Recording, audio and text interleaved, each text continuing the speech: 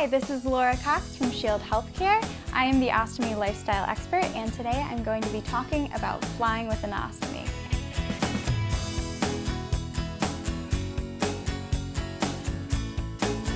I want to tell you about the first time I went through security with an ostomy because that's what I was the most scared of.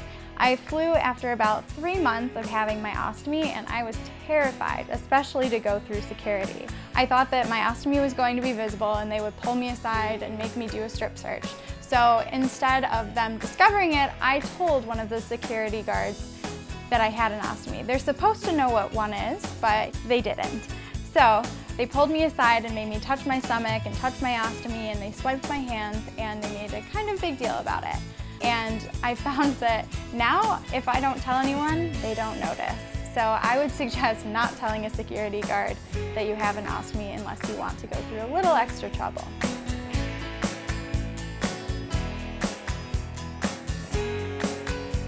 Flying with an ostomy for the first time can be so nerve-wracking, but I've come up with a bunch of tips that will help you get through the day and be completely anxiety-free, or mostly. The first tip that I really think is important is to carry on all of your ostomy supplies just in case your baggage gets lost.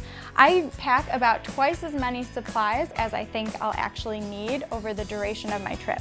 So in this bag, I just have a pre-cut wafer, bags, my stoma strips, my scissors, and also my gauze. I also like to separate them out with liquids and powders and medications just in case they want to go through these. So I just have my adhesive remover spray, my hand sanitizer, and then all of the powder I'll need in my medications. I also like to keep an extra pair of clothing in my carry-on just in case of a leak, so I have something to change into if necessary. The last thing that I have are snacks and grape juice. So the snacks I usually bring from home, and this is just because I get hungry a lot more often than a lot of people. And grape juice I usually buy after going through security just in case I get a blockage. Grape juice is the best thing to clear a blockage.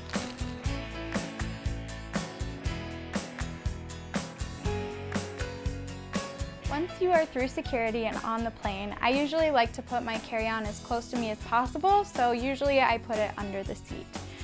I also try to get an aisle seat if possible, just because sometimes I go to the bathroom more regularly and I don't want to make people get up and sit down constantly.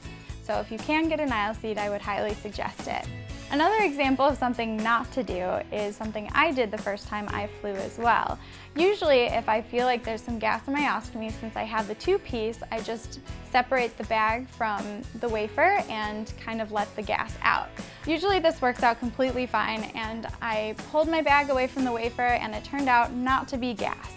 So I had a little bit of a leak and I had to run to the bathroom and clean myself up. Luckily it didn't get too much on my clothing, so I was able to clean it up, but I did have my extra clothing just in case. So I would suggest, if you think it's even just gas, go to the bathroom because you would rather be safe than sorry.